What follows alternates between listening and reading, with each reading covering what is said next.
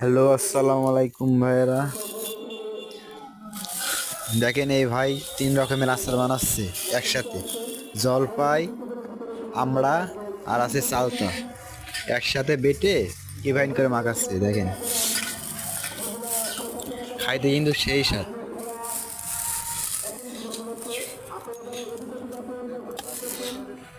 আচারটা খেয়ে কিন্তু খুব শান্তি পাইছি।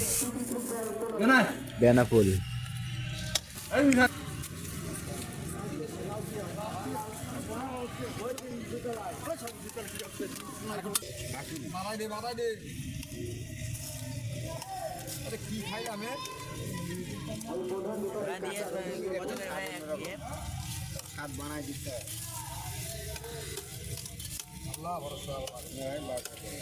আমাদের তাদের দিন জিভে জল চলে আসলে